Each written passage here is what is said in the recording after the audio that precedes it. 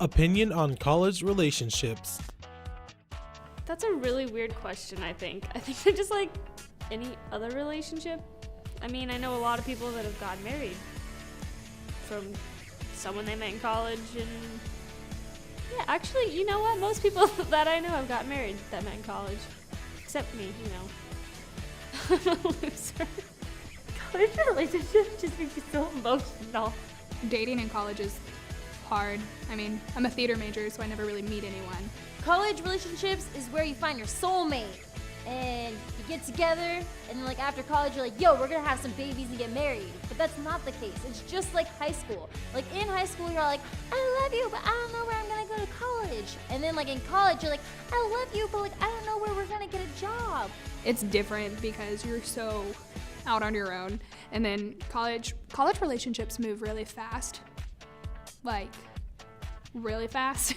Like, they kind of expect you to sleep with them within like the first month, which some people like to go slower, like a turtle, like me. You want to work on a farm, and you want to like go to LA. Like, there's not really farms in LA, so it's like, I've never been there. I wouldn't know, but I'm assuming there's not. But anyway, yeah, it's complicated. I've seen some end up really, really well. Like, a couple of my friends are getting married, and they met in college. Then I've seen others where it was the worst relationship they've ever had, and they were horrible together. I think it's just pick of the draw. How soon should you take the next step? I'm the wrong person to be asking. Well, I mean, it depends on what you think the next step is. I go really slow, like a turtle, like I said. I take things very slow. I waited 7 months to do the deed. It takes a couple months for me to get comfortable with someone, a couple weeks to a month or two. Once that happens, then I can kind of actually like let down my walls. I think people just are like, oh yeah, we should just do it because that's what everybody else is doing. And I'm just like, well, no, I think you should be in love. But that's just me, and I'm like the only person that thinks that anymore. For me personally, it takes a long time for me to get intimate, and I think it's just someone's comfortability with themselves and with their partner. When you take the next step in a relationship, as in like when you want to get intimate, I would wait at least I think you should wait at least a month to a month and a half, because if a guy really likes you, he's gonna wait. I'm slow like a turtle. That's my catchphrase. Slow like a turtle. Sting like a bee. Wait a month. The month is the key. But I mean, if people do it before they even start dating, that's fine. I don't care what you do. How soon should a couple live together? Oh, gosh.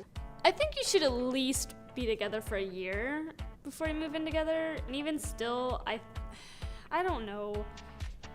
It also depends on like how much you see each other. Like if it's like a long distance relationship, you're like, yeah, I'm gonna move to go live with you. I think that's kind of ridiculous, but I mean, it could be great or it could be terrible. I've never had a situation like that. The longest relationship I have ever had was in 8th grade, and this guy was a sophomore, and I was just like, well, I'm quite the lady stud here. And it lasted for like 2 months, and that was like the longest relationship I have ever had. I've had friends who are still dating and still have never lived together. I mean, personally, I like to take my time. I'm also afraid I'm gonna get sick of a person if I spend too much time with them, or they'll get sick of me.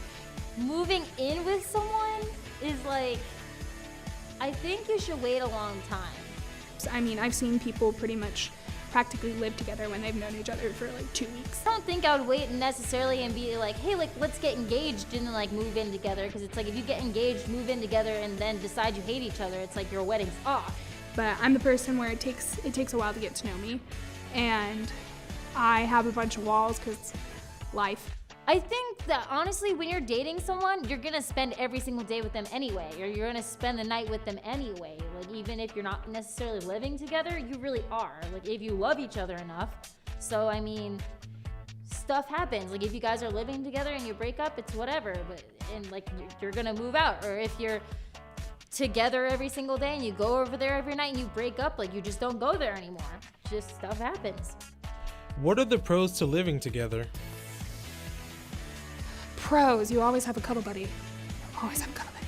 And then if he can make you food, then that means you don't have to make food. And I'm really bad at making food, so if a guy can make food, that would be amazing. I can't cook, like, at all. Like, I try really, really hard. So I'm gonna, like, find a man that can cook. I mean, I did, and then, you know. Anyways. So I won't starve to death, so that's definitely a pro. You wouldn't have to go anywhere. Like, the whole saying goodbye thing would never really have to happen. Or, like, you know, the whole quote, I can't wait for the day we don't have to say goodbye. We can just say good night. And, like, stuff like that. I like to, like, cuddle, like, all the time.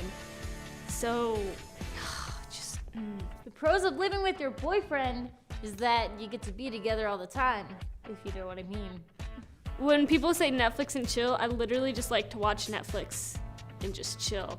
That doesn't mean anything else. And probably eat like a steak that he made me and potatoes, because I love potatoes. I'll just like eat a bowl of potatoes. What are the cons to living together?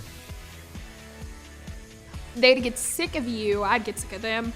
You'd fight all the time. What happens when you break up? Are you still gonna live together? I mean, like, really, like, if you break up and you're still gonna live in the space, like, first off, you're not gonna get over each other. And then if you don't get over each other, then how would you even move on? And it would be awkward. And then if someone started dating someone else, then it would just be a really awkward situation. So, like, no. Just no. No.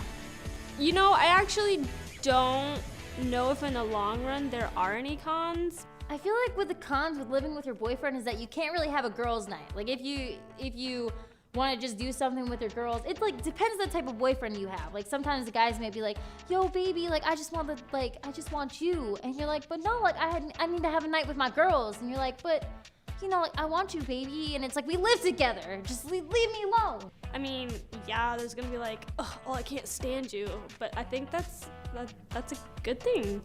Obviously, if you live with someone and you figure out that you don't want to live with them and be with them for the rest of your life, I mean, it sucks, but better find out now than later. I think it's the fact that you start to realize that like if they're not home, you're always gonna wonder where they're at.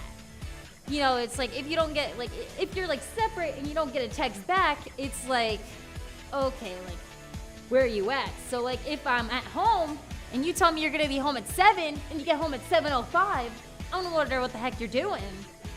You're like, yeah, just go to the store and get milk. It's like, yeah, you had to get milk. Uh-huh. What happens when you get milk? We'll be right back with some more College Toad. Yeah, totally. Yes. Yes. Oh, hey, I didn't see you there. And we're back with more College Code. Oh, okay. How should a guy propose? Funny you should ask that question because I know the perfect idea. So, I work at Taco Bell. And if you didn't know, which you should, there's these little mild sauce packets that say, will you marry me? And I want my guy to like take me to Taco Bell and be like, yeah, like, let's get some tacos. And I'm like, yeah, that's nice. I really like tacos. And then we'll like go home and we'll sit like a candlelight dinner, but with like our Taco Bell around us. And then he'll be like, so Aaron, I'm like, yeah. And then he'll like pull out like the ring, and then like there's gonna be the ring, and then inside will be like a mild sauce packet that says, will you marry me? And I'll be like, yes, of course I will. Like you can't say no to that. This is the most beautiful thing like I've just ever seen. Or I'll just eat the Taco Bell and leave if I decide no. My dream proposal, let's just go with that. I want the man, future man I'm gonna marry, I want him to ask my parents first, just to make sure that it's okay, even though I know they're gonna say yes. But I don't care how they do it. I think it's just if you put time and effort into it, and if it's something that you know that your partner is gonna like. Like me, I'm a musical theater person. If they attempted to sing me a song, even if they're a horrific singer, or if they took me to a Broadway show, or even just let me watch movies, like, and just hang out or go to like anything. I mean, it's the fact that they're asking is all that really matters to me. But I think it should be like a real personal thing. Like it's just like between two people. I think I would hate it if someone like took me to like a ball game and was like, big screen, like propose. I'd be like, oh no, and that would be weird. So I think it should just be like between the two people, obviously. You're not spending like your entire life with like a bunch of people at a park that you're proposing in front of, or like a ball game or whatever. Like, yeah, I don't know. What do girls want for Valentine's Day? My birthday is 3 days before Valentine's Day, so I've never really been a fan of it. I mean, I like food. If you want to give me some food, I'm down for that. You can get me the most simple thing ever, and that'll be food. Like, seriously. Like when you're like little, you're like, I just want like some roses and chocolates. And then like when you're older, you're like, you don't, like you're in college, you don't realize how much you starve to death. And so for some guy to get you food, you're just like, you really must love me. Like you're the ball. I just love you so much. You'd just be great. I'd marry you. I'd have to. Food. Honestly, okay, if a guy cooks for me and just spends the day with me, that's it. I don't want you to buy me nothing. I mean, you can. I'm not gonna be mad, but I don't want flowers. Flowers are stupid. I don't like chocolates. Chocolates are stupid. I mean, honestly, I'm cool with just staying in and watching movies, or like literally doing nothing and just like whatever. I think it's just a normal day. It's over commercialized. What would you get a guy for Valentine's Day? I actually gave an ex-boyfriend a ticket to a KU basketball game, which is kind of awesome. That was a great girlfriend. And then also, I think I'd buy him concert tickets because I really like music. And if you really like music, I feel like I'd buy you concert tickets. It's something we can like do together and like both enjoy. You know, like if you're with someone you really love them, like why not do it together? You know, it'd be hella fun. I think just something that they would want, like, I give them sports tickets or concert tickets, or buying them food or ice cream. Ice cream's great. Honestly, like I would get him something that I would want. Like I would buy him food because that brings me joy. And then if I get to buy him food, he's gonna let me eat some. I would hope. I mean, if I had like stuff going on, I'd like get myself lingerie for him, but I tried that before and they're just like, yeah, just take it off. Like, I don't want to mess with that.